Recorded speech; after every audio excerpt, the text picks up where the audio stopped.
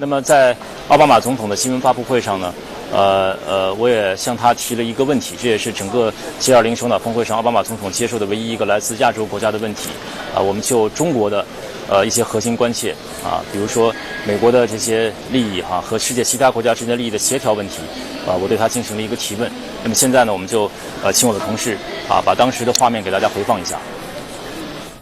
I'm actually Chinese. But well, it's wonderful. I think I get to represent the entire Asia. Absolutely. We're one family here in this part of the world. Well, your English is better than my Mandarin also, so. My question is, Go ahead. Is very simple. You mentioned interpretation. I know part of the difficulty being the American president is that some of the decisions that you take, actions you make, will be interpreted in a way that are not what you thought they would be or what you meant they would be. For instance, some of the actions you've taken were interpreted as anti-business domestically in the United States. And as someone just mentioned, some of the actions taken by the U.S. government that you represent as well were interpreted as sacrificing other countries' interests for America's own benefit.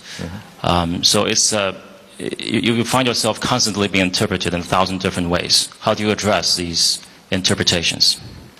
With wonderful press conference like this, that give me the opportunity, hopefully, to provide my own interpretation. But look, I mean, you make a valid point.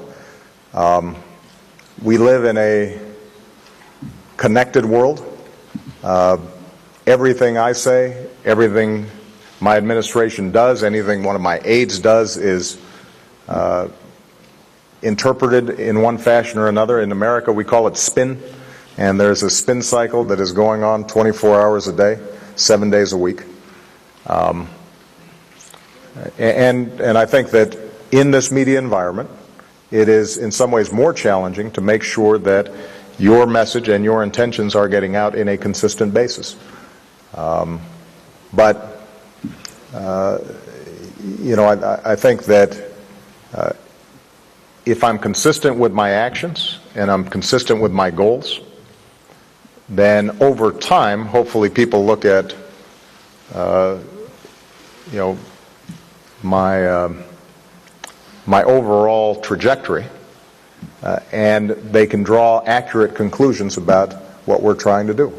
With respect to business, for example, we've had in the United States some battles between myself and some in the business community around issues like financial regulation or health care. At the same time, you know, I've said repeatedly, and I said on this trip, we can't succeed unless American businesses succeed. And I'm going to do everything I can to promote their ability to grow and prosper and to sell their goods both in the United States and abroad. And the fact that the economy is now growing and trade is expanding and the stock market is up, I think, is an indication that I mean what I say. Hopefully, by the end of my administration, businesses will look back and say, you know what? Actually, the guy was pretty good for business, even if at any given point in the road they may be frustrated.